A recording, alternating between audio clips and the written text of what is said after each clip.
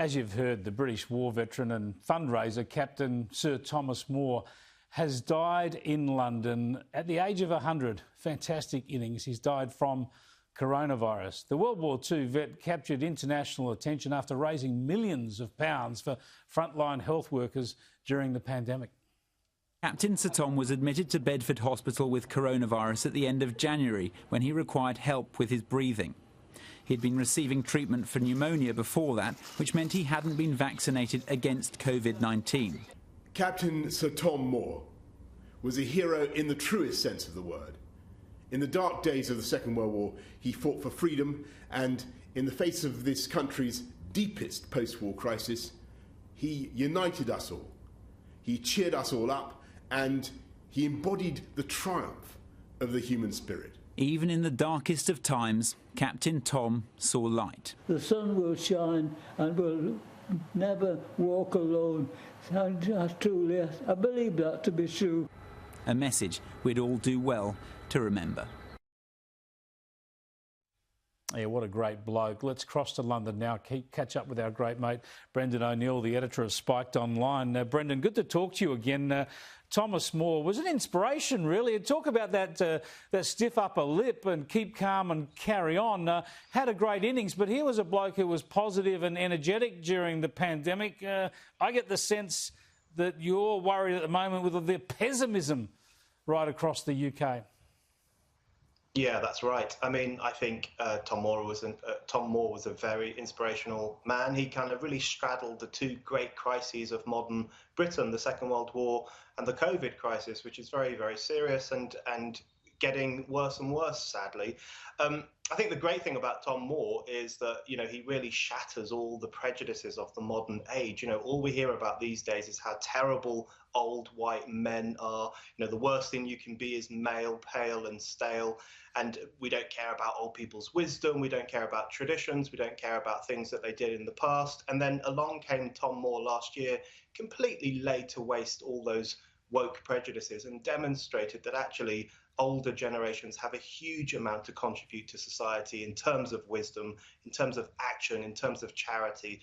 So I really admire Tom More for that. But you're right. The other thing about Tom More is that he was optimistic. His line was, "Tomorrow will be a good day." And I'm worried that that message that he pushed is being lost because there is a great amount of pessimism in Britain at the moment because of the COVID crisis. Yeah, brilliantly said about him and the lessons that he shared. Why is there so much pessimism in the UK at the moment? We understand the damage the virus is causing, the number of infections and death rates, and of course you're still in the depths of winter, but the vaccine rollout is going very rapidly, isn't it? Shouldn't this be the great hope for the UK? Yeah, the vaccine rollout is going brilliantly. If you compare us with the rest of Europe, we are doing fantastically well. More than 9 million people in the UK have been vaccinated so far. On Saturday, almost 1% of the entire population was vaccinated on one day. I mean, these are extraordinary figures, and credit to Boris Johnson's government for being able to organise this. But I think there are two issues here in relation to the pessimism. Firstly, there is the virus itself, which has had a big impact on this country. It has had a bigger impact on Britain than it has on many other countries. But then also there's the cultural atmosphere. There's the culture of fear. There's the culture of doom mongering. There is this general sense now that maybe we'll never get out of COVID-19 or you know, the return of the virus again and again. Maybe this is the new normal. Maybe social distancing and occasional lockdowns is what we have to look forward to in the future. I think that really speaks to a cultural pessimism, a culture of fear, and a lack of appetite for getting our freedoms back. So that I'm worried about two things. Firstly, the virus itself, but secondly, the unwillingness of society to say, listen, freedom is important and we need an actual date for when it's going to be returned to us.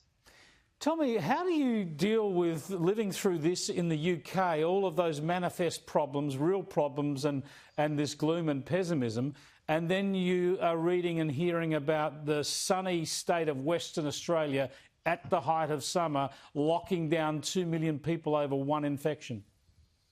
Yeah, I think people here are utterly bamboozled by what's been happening in Perth.